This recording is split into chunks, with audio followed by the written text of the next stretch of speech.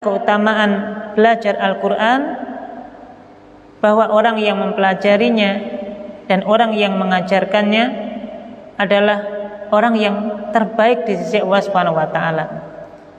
Nabi sallallahu alaihi wasallam pernah bersabda, "Khairukum man ta'allamal Qur'an wa 'allamahu." Sebaik-baik kalian adalah orang yang belajar Al-Quran dan mengajarkannya. Maka orang yang belajar Quran dan orang yang mengajarkan Quran, inilah hakikatnya orang terbaik, orang yang paling baik di sisi Allah Subhanahu wa taala. Bahkan orang yang belajar Al-Quran, meskipun dalam kondisi dia masih belum lancar membacanya, orang yang ketika baca Al-Quran dia masih terkendala dengan cara membacanya sehingga terbata-bata, itu pun mendapatkan pahala di sisi Allah Subhanahu wa taala.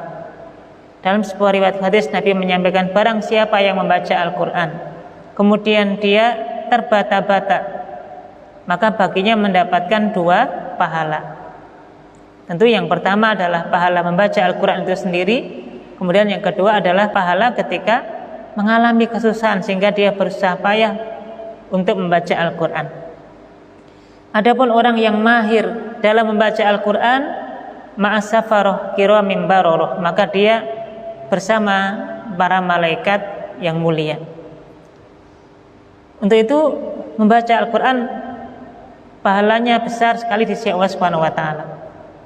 Bahkan Al-Quran yang kita baca ini menjadi amalan yang menyebabkan kita mendapatkan syafaatnya. Nabi sallallahu alaihi wasallam pernah menyampaikan juga dalam sebuah riwayat hadis, Iqra'ul Qur'an fa innahu ya'ti yaumal qiyamah syafi'an li ashabi. Bacalah Al-Quran karena Al-Quran menjadi syafaat, menjadi penolong bagi orang yang membacanya. Untuk itu Bapak Ibu kebayang kalau kita selama hidup kita ini nggak pernah membaca Al-Quran, padahal nanti kita di akhirat butuh bantuan, butuh syafaat, butuh penolong. Ketika kita dihisab amal kita, ketika kita berhadapan dengan Allah Subhanahu wa taala, kita butuh penolong. Kalau kita nggak punya penolong, alangkah sengsaranya hidup kita di akhirat. Tapi ada amalan yang menjadikan amalan tersebut menjadi penolong kita. Salah satu amalan itu adalah membaca Al-Quran. Maka Nabi memerintahkan kita, Iqra'ul Quran, bacalah Al-Quran. Karena di dalam membaca Al-Quran, salah satu fadilahnya adalah Quran yang kita baca menjadi syafaat, ya, penolong nanti pada hari akhirat.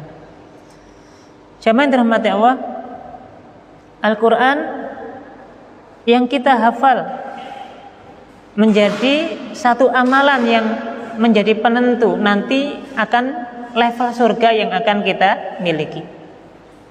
Maka nanti dikatakan kepada orang-orang yang membaca Al-Quran, nanti pada hari kiamat diperintahkanlah orang tersebut untuk membaca Al-Quran. Jadi nanti kita ini di hadapan Allah Subhanahu wa taala untuk diminta oleh Allah untuk membaca Al-Quran.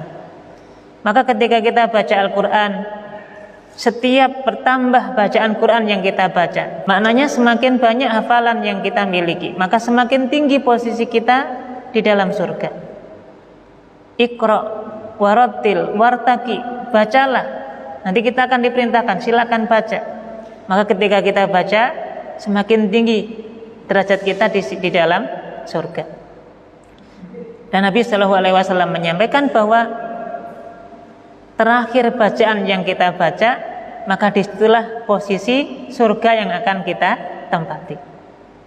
Untuk itu bagi orang yang misalnya sudah menghafal 1 juz, ya surganya kurang lebih ya di level surga satu juz.